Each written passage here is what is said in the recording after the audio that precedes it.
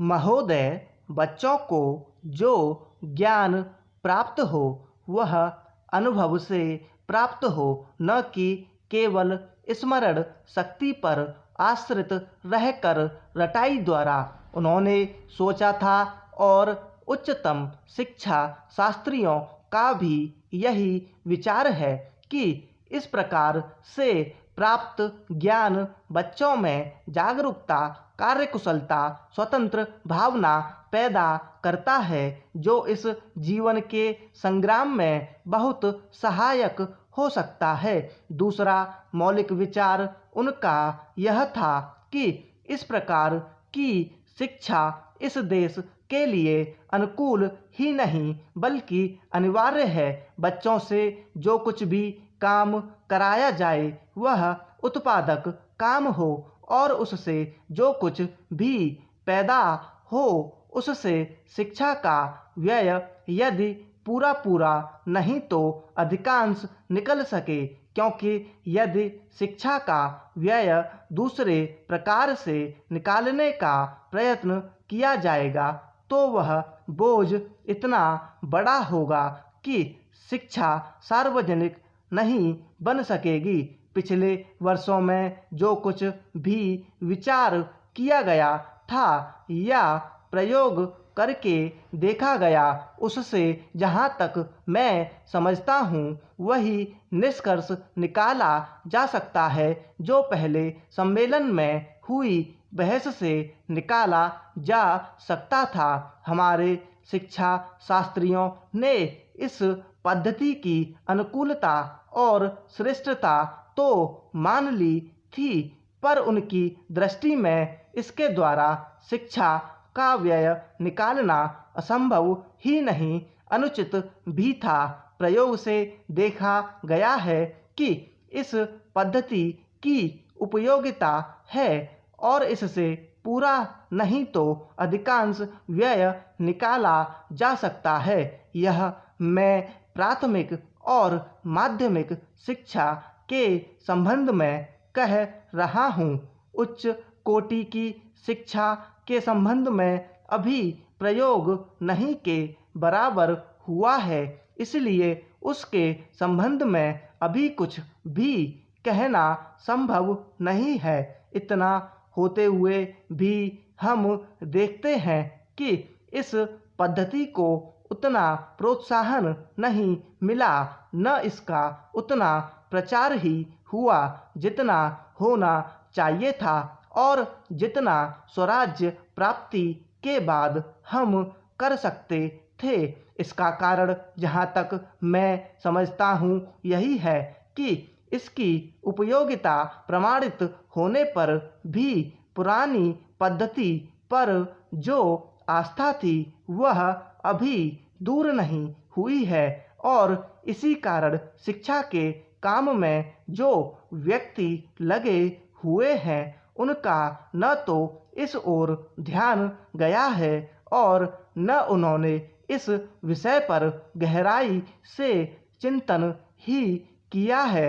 आज भी हम इतना ही कह सकते हैं कि इस पद्धति का अभी केवल प्रयोग ही किया जा रहा है।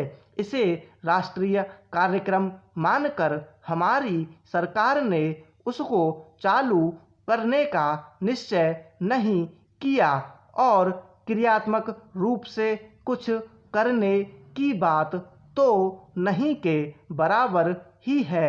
उसका परिणाम यह हुआ कि पुरानी पद्धति की संस्थाएं दिन प्रतिदिन बढ़ती जा रही हैं और शिक्षा पर सरकार जो कुछ भी व्यय कर सकती है या करना चाहती है और उसका बहुत बड़ा अंश उस पद्धति को ही बनाए रखने में व्यय हो रहा है और इस पद्धति को बहुत कम प्रोत्साहन मिला है।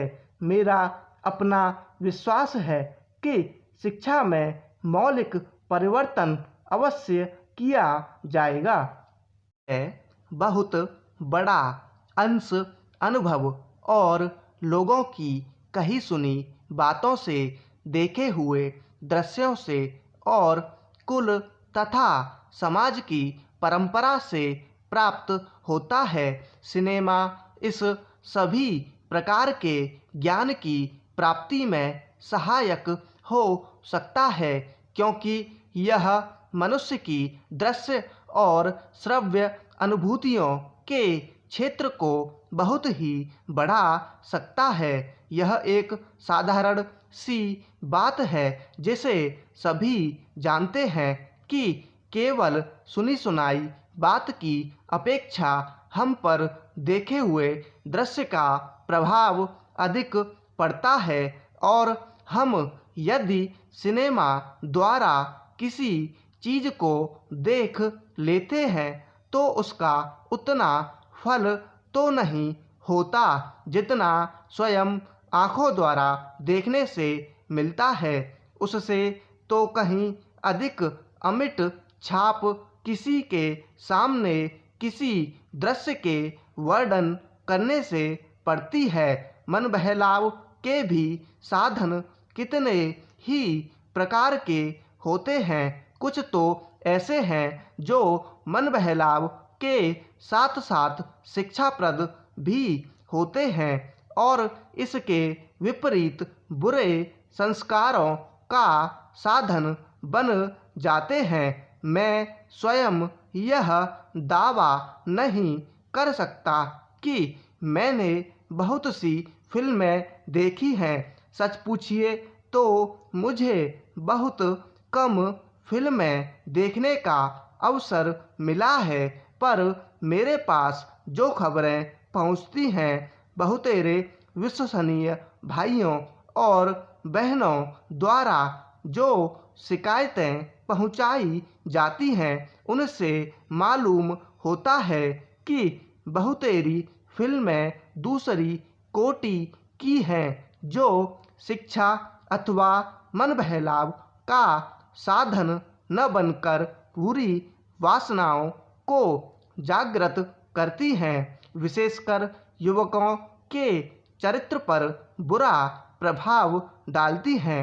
हो सकता है कि इस प्रकार की फिल्में अधिक लोकप्रिय होती हों, उनके द्वारा अधिक पैसे कमाए जा सकते हों।